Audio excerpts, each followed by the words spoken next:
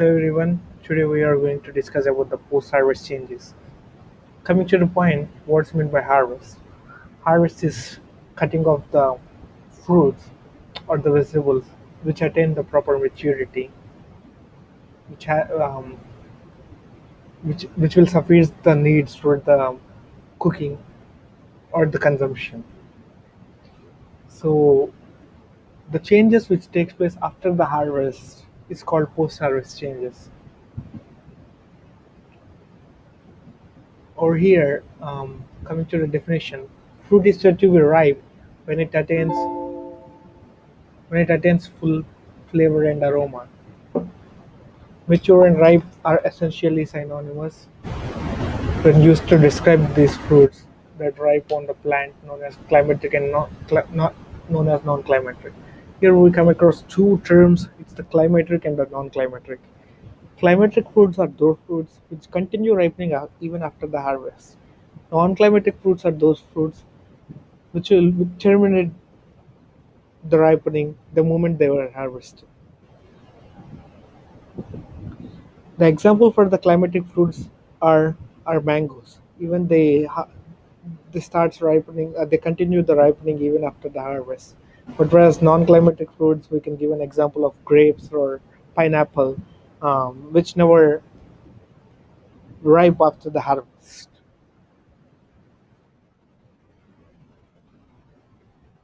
See, these climatic and non-climatic fruits, it's really important for the examination. In the examination point of view, they are really important, including the examples.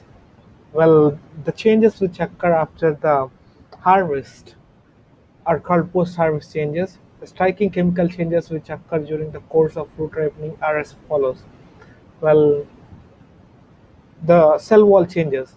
Pectin is the main term which we come across in the cell wall changes. Pectin is cell wall. Cell wall is the outer cover of the cell. In cell wall, it protects the cell from the outer environment. It never allows the germs or the bacteria or the host cells to enter into it. So the cell wall is mainly made up of the pectin, and this pectin on the after the harvest, it turns into pectic acid with the action of pectinase, an enzyme upon the pectin. So the cell wall, it turns more smooth, soft. Before it was ready when it wasn't harvested, but whereas after the harvest, it turns into soft and it breaks. The cell wall breaks. This is the cell wall changes. There are changes in the starch. The starch, as we all know, the storage form of carbohydrate in the plants are starch.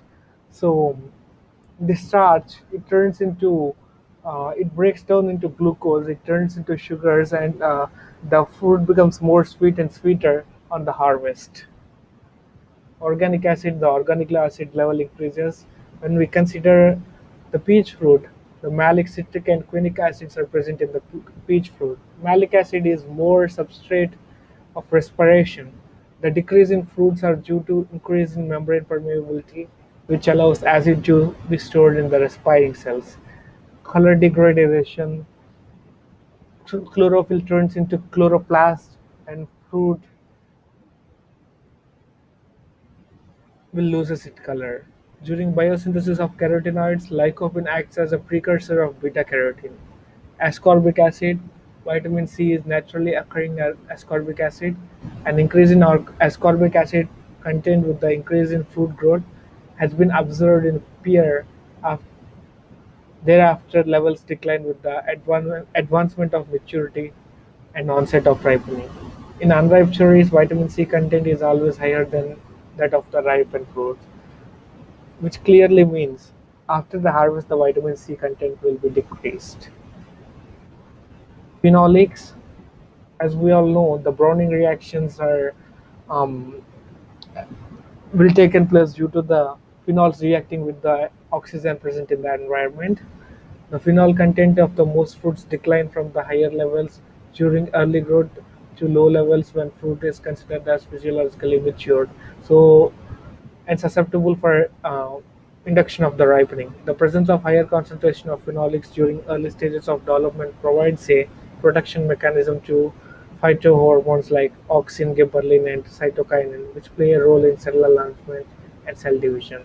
And which clearly means that after the harvest, the phenol content will be decreased as it grows more older and older. The fruit, it loses all its phenols.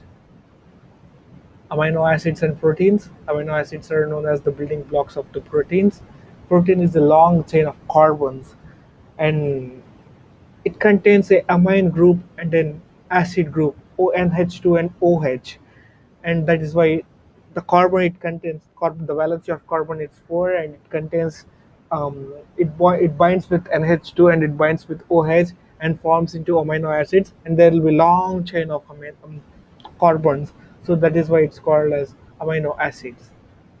Amino acids are in metabolic equilibrium with the process of protein synthesis and degradation.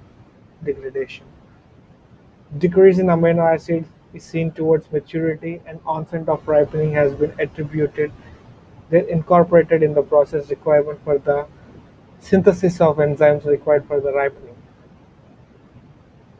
Decrease of amino acids is seen towards the maturity, which means after the harvest or before the harvest, when the fruit becomes mature, the protein content will be low in the fruits. Respiration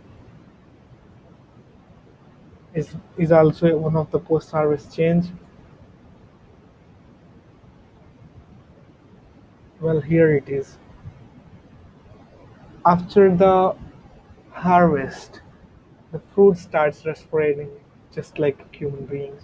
It consumes more and more amount of the energy, and on respiring, the fruit will be deteriorated or the fruit content will be degraded.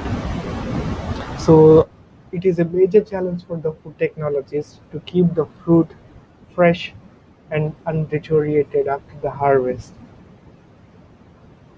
Here is the equation. It's the C6H12O6 plus 6O2 gives rise to 6O2 plus H2O is the respiration, but whereas photosynthesis is completely opposite. So after the harvest, the fruit no more gonna continue the process of photosynthesis. So it starts respiring. There will be energy release, and the fruit is more susceptible. It's in a one vulnerable environment. That's all for today. Thank you very much. Please don't forget to like, comment, and subscribe to my channel, Food Tech Explained. Thank you.